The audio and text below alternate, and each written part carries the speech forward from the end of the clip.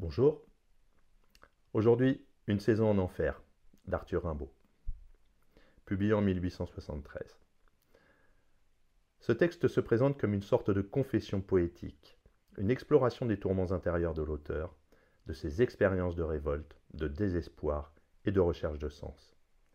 Dans ce résumé détaillé, nous allons explorer les différents segments de l'œuvre, les thèmes principaux et les réflexions de Rimbaud. Malheureusement pas si détaillé que ça, puisque je souhaite que cela prenne 10 minutes. Une saison en enfer est à la fois un texte autobiographique et un texte littéraire expérimental. Rimbaud l'écrit à l'âge de 19 ans, à une époque où il traverse une crise personnelle intense. Après une relation tumultueuse avec le poète Paul Verlaine, marquée par des conflits et des violences, Rimbaud décide de se retirer du monde littéraire et écrit cette œuvre comme une sorte de bilan de son existence, de ses ambitions littéraires et de sa quête spirituelle. Le texte est divisé en plusieurs sections qui, tout en étant distinctes, forment un tout cohérent. Rimbaud y mélange prose poétique, fragments de récits et réflexions philosophiques, créant une œuvre qui échappe aux catégories traditionnelles. Dans la première section, intitulée Mauvais sang, Rimbaud explore ses origines, évoquant une sorte de malédiction ancestrale. Il décrit son rejet de l'héritage familial et culturel, se percevant comme un être marginal, marqué par un sang impur qui le distingue des autres. Cette section est marquée par un profond sentiment d'étrangeté et de révolte. Rimbaud se voit comme un paria, rejetant les valeurs bourgeoises et la morale chrétienne de son époque. Mauvais sang est également le reflet du désir de Rimbaud de s'affranchir de toute attache, de toute identité préétablie. Il revendique une liberté absolue, quitte à sombrer dans la déchéance et le désespoir. Il se considère comme un inférieur, un barbare, un bâtard, se plaçant ainsi en dehors de la société et de ses codes. La nuit de l'enfer, c'est une des sections les plus intenses de l'œuvre. Rimbaud y décrit une expérience mystique de descente aux enfers, où il affronte ses démons intérieurs. Cette descente aux enfers est à la fois une métaphore de sa propre vie, marquée par la souffrance, la solitude et la désillusion, et une exploration des abysses de l'âme humaine.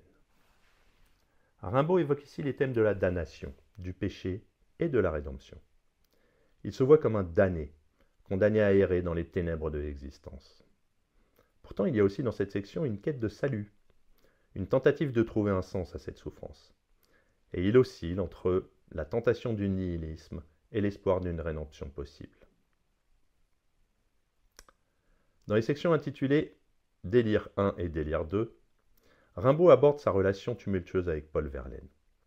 Ces sections sont d'une grande intensité émotionnelle et révèlent les contradictions de l'amour, à la fois source de bonheur et de souffrance.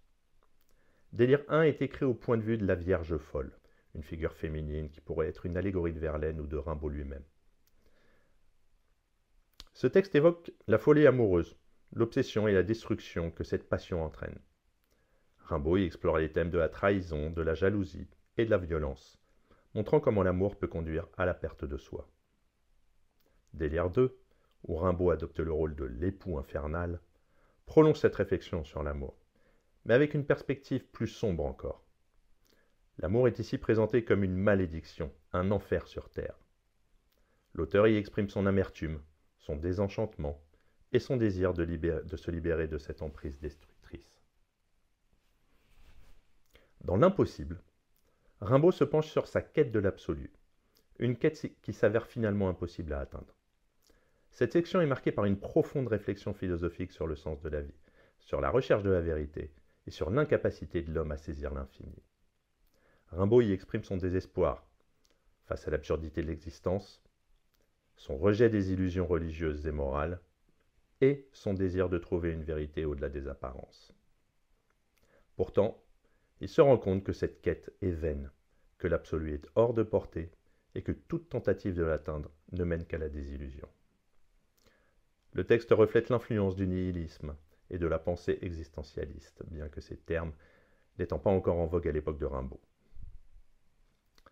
L'auteur, en explorant les limites de la conscience humaine, exprime une forme de pessimisme radical, tout en gardant une lueur d'espoir dans la possibilité d'une renaissance. L'éclair. C'est une section brève, mais essentielle, dans laquelle Rimbaud semble atteindre un moment de lucidité. Il y décrit une sorte d'illumination, une prise de conscience soudaine de la réalité de sa condition. L'éclair est à la fois une révélation et une prise de conscience douloureuse de l'impossibilité de changer sa situation. Ce moment de clarté est cependant fugace, et Rimbaud retombe rapidement dans le doute et le désespoir. Néanmoins, cette section suggère une forme de réconciliation possible avec soi-même, une acceptation de son destin. L'éclair pourrait également être interprété comme une allusion à l'éclair de génie, à l'inspiration poétique, qui éclaire temporairement les ténèbres de l'âme. Rimbaud, en tant que poète, est constamment en quête de ces moments d'illumination, mais il se heurte à la réalité de l'existence, qui est marquée par l'absurdité et la souffrance. Dans Matin, Rimbaud évoque la possibilité d'une renaissance, d'un nouveau départ. Après les ténèbres de la nuit, le matin apporte une lumière nouvelle, une chance de recommencer. Cette section est marquée par une tonalité plus positive, une forme d'espoir que l'on retrouve rarement dans le reste de l'œuvre. Rimbaud y parle de l'innocence retrouvée, de la possibilité de se réconcilier avec la vie et avec soi-même. Cependant, cet espoir est teinté d'amertume, car il est conscient que cette renaissance est fragile et que les ténèbres ne sont jamais loin. Matin peut être vu comme une métaphore de la résilience humaine, de la capacité de l'homme à se relever après les épreuves, à trouver un sens à sa vie malgré les souffrances. C'est aussi une réflexion sur le rôle de la poésie, qui peut être un moyen de transcender l'existence et de trouver une forme de rédemption. La dernière section de Une saison en enfer, intitulée Adieu, est une sorte de conclusion, où Rimbaud fait le bilan de son expérience. Il dit adieu à ses illusions, à ses espoirs déçus, mais aussi à sa carrière de poète. Il annonce en effet sa décision de renoncer à la poésie, de tourner la page de cette saison en enfer pour se consacrer à une nouvelle vie. Ce renoncement à la poésie est symbolique de l'abandon de la quête de l'absolu, de l'acceptation de la réalité telle qu'elle est. Rimbaud, en disant adieu à son passé, cherche à se libérer des démons qui l'ont hanté et à trouver une nouvelle voie, loin des tourments de l'art. Adieu est également un adieu à l'enfance, à l'innocence et à la révolte. Rimbaud, après avoir exploré les abîmes de l'âme humaine, semble vouloir se tourner vers une existence plus simple, plus concrète. Pourtant, cet adieu est empreint de mélancolie, car il marque la fin d'une période de création intense où Rimbaud a atteint les sommets de la poésie. En conclusion, Une saison en enfer est une œuvre profondément personnelle, où Rimbaud explore ses propres contradictions, ses souffrances et ses aspirations. À travers ce texte, il se confronte à ses démons intérieurs et tente de trouver un sens à sa vie et à son art. Le texte est marqué par une tension constante entre la révolte et la quête de rédemption, entre le désespoir et l'espoir d'une renaissance. Rimbaud, en tant que poète, se place en dehors des normes, rejetant les valeurs de la société et explorant les marges de la conscience humaine. Cependant, cette quête d'absolu se heurte à la réalité d'existence, marquée par l'absurdité et la souffrance. Rimbaud, en écrivant Une saison en enfer, cherche à exorciser ses démons, mais il est également conscient de l'impossibilité de trouver une réponse définitive aux questions qui le hantent. C'est donc une œuvre qui transcende les genres littéraires, mêlant poésie, prose et réflexion philosophique. C'est un texte qui, par sa profondeur et sa lucidité, continue de résonner avec les lecteurs d'aujourd'hui, offrant un miroir dans lequel chacun peut reconnaître ses propres tourments et aspirations.